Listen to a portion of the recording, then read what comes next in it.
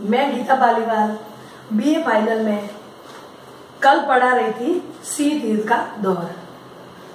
आज हम पढ़ेंगे शीत युद्ध के कारण।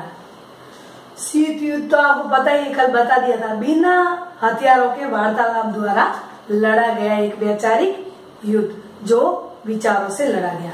अब इनके कारण क्या थे वो हम आज पढ़ेंगे। कारण क्या थे? वैसे तो शीत युद्ध का दौर, शुरुआती दौर पहले से हो चुका था, लेकिन कुछ लोग कह रहे कि 1945 के बाद, क्योंकि 45 के बाद ही दो शक्तियां सामने आए थे, लेकिन वो हकीकत में लड़े। लेकिन उस समय ऐतिहासिक एक कारण था, पहला कारण था ऐतिहासिक कारण, जो उस समय लग रहा था कि ये दोनों शक्तियां एक दूसरे को काट रही है।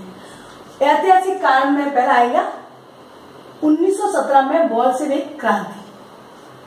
बोल्शेविक क्रांति आपको पता ही है कि ये साम्यवाद की स्थापना के लिए बोल्शेविक क्रांति हुई थी। क्यों हुई थी? क्योंकि आपको पता है कि बोल्शेविक क्रांति रूसी क्रांति के नाम से भी जाना जा सकता है। उस समय 1917 में रूस का शासक जार यानी राजा निकोलस द्वितीय था। वो बड़ा ही तानाशाही था, इतना तानाशाही था कि लोगों पर अत्याचार कर रहा था। अब यहाँ पे बोल्शेविक क्रांति इसलिए हुई कि वहां पे मजदूरों की और किसानों की संख्या ज्यादा थी और तानाशाही उन पर कर रहा था। कौन कर रहा था? निकोलस द्वितीय। इसलिए सबने मिलकर बोल्शेविक यानी बड़े भाग में ज्यादा लोगों द्वारा ये क्रांति हुई। क्रांति होते ही तानाशाही का खात्मा हुआ और रूस की क्रांति में स्थापना हुई साम्यवाद की।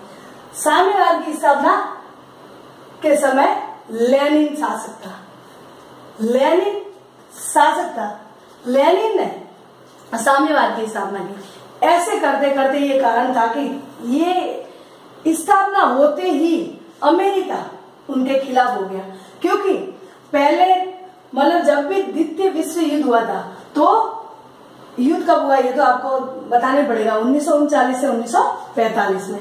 इसमें दूरी राष्ट्र थे जर्मनी, जापान और इटली, और मित्र राष्ट्र थे फ्रांस, अमेरिका, ब्रिटेन और रूस। उस समय रूस अमेरिका की साइड में था, यानी मित्र राष्ट्र की साइड में था। तो यहाँ पे तो पहले क्या था? मित्र राष्ट्र पहला विश्व युद्ध लड़ा जा रहा था। तो उस समय ये तानाशाही हटते ही अमेरिका ने साथ छोड़ दिया। क्यों छोड़ा साथ? क्योंकि वहां पे साम्यवादी स्थापित हो गया और अमेरिका चाहता था पूंजीवाद। इसलिए ये ऐतिहासिक कारण था कि 1917 में बोल्शेविक क्रांति होते ही, साम्यवाद की स्थापना होते ही अमेरिका इनके खिलाफ हो गया। इसलिए ये शीत युद्ध के कारण बना। दूसरा कारण था साम्यवाद और पूंजीवाद के बीच में टकराव। कैसा टकराव था? विचारों का टकराव। विचारों का टकराव में ये भी था कि एक तो कहे साम्यवाद का समर्थन करेंगे, कौन कहेगा? सोवियत संघ, और अमेरिका कहेंगे पूंजीवाद का समर्थन। तो दोनों आपस में लड़ रहे थे। यूएसएसआर, सोवियत संघ को यूएसएसआर भी कहा जा सकता है। क्यों कहा जा सकता है? क्योंकि इनका फुल फॉर्म है union of Soviet socialist Republic, इसलिए उनको यूएसएस भी कहा जा सकता है। और सोवियत संघ के विघटन के बाद 1991 में 1991 में इनको रूस नाम दिया गया और शीत युद्ध के समय इनका नाम था सोवियत संघ। यूएसएस को मान्यता प्राप्त किसने दी थी? ब्रिटेन ने 1924 को, और अमेरिका ने उनको मान्यता प्राप्त की थी 1933 में, यानी 1933 में।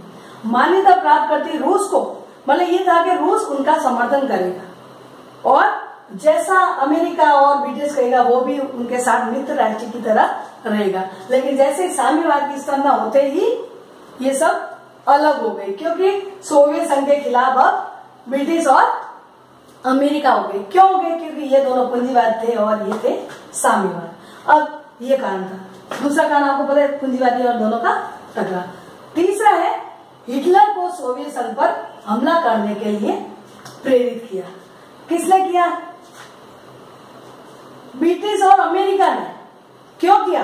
क्योंकि उनको पता था कि सोवियत संघ अब साम्यवादी बन गया है और शीत युद्ध के समय सोवियत संघ इनसे मदद मांग रहा था। किससे? अमेरिका और ब्रिटिश से मदद मांग रहा था। कह रहे कि मेरी मदद कीजिए, जर्मनी मुझ पर हमला कर रही है। इसलिए सोवियत संघ ने बार बार उनको कहा, मन्नतें मांगी कि मेरी रक्षा करो, लेकिन उल्टा दोनों ने, ब्रिटेन और अमेरिका ने उल्टा उनको, नाजी जो था, हिटलर था, नाजीवाद का समर्थक था, उनको उन्होंने कहा कि सोवियत संघ के ऊपर हमला कर दे। इस तरीके से दोनों में खटास आई और शीत युद्ध का कारण बना। दूसरा है द्वितीय मोर्चे का प्रश्न। द्वितीय मोर्चे का प्रश्न क्या था? द्वितीय मोर्चे का प्रश्न यही था कि उस समय सोवियत के नेता स्टालिन थे और अमेरिका के राष्ट्रपति रूजवेल्ट, ब्रिटेन के प्रधानमंत्री चर्चिल, ये नाजीवाद के खिलाफ थे। कौन था खिलाफ? सोवियत संघ। लेकिन अमेरिका और इन्होंने नाजीवाद का साथ दिया।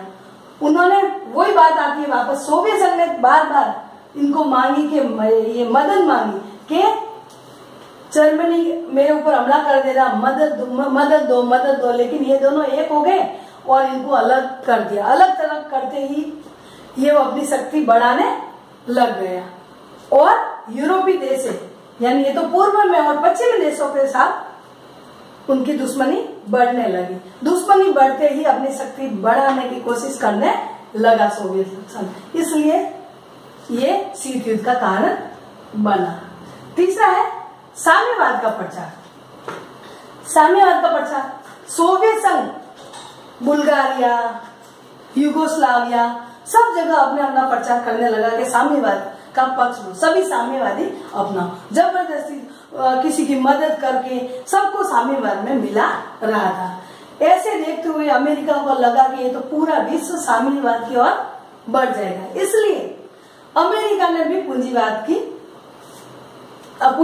को मिलाने लगा। यानी पूंजीवाद जो भी मेरे में आएगा, यानी अमेरिका में जो भी मिलेगा उनको मदद दी जाएगी और साम्यवाद का विरोध करेगा। अब साम्यवाद तो चाहता है कि पूंजीवाद का विरोध करे, जो भी उनके देश में आए, उनके गुट में आए जो, और अमेरिका चाहता था कि साम्यवाद का विरोध करे और पूंजीवाद का पक्ष ले, और पूंजीवादी चाहता था कि साम्यवाद का विरोध करे और पूंजीवाद का पक्ष ले।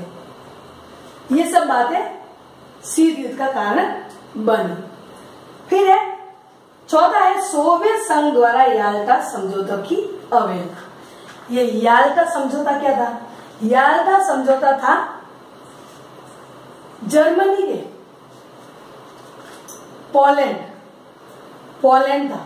पोलैंड में जब युद्ध हुआ, द्वितीय विश्व युद्ध के समय, जब पोलैंड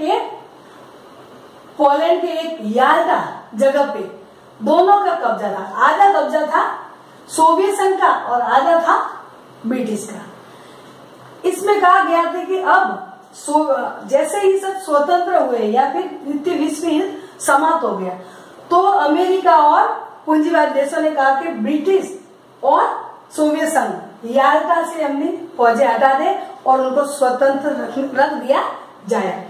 लेकिन ब्रिटिश ने तो बात मान ली, वो तो हट गया, लेकिन सोवियत संघ अड़ा रहा। उन्होंने वो फौजें हटाई नहीं और शीत युद्ध का कारण बना। ऐसे बच्चों, शीत युद्ध के कारण में और भी बाल्कन वगैरह सम्मेलन, बाल्कन समझौता वगैरह होता रहेगा। आगे हम 5वां पॉइंट पढ़ेंगे अगले वीडियो में। बाय बेटा।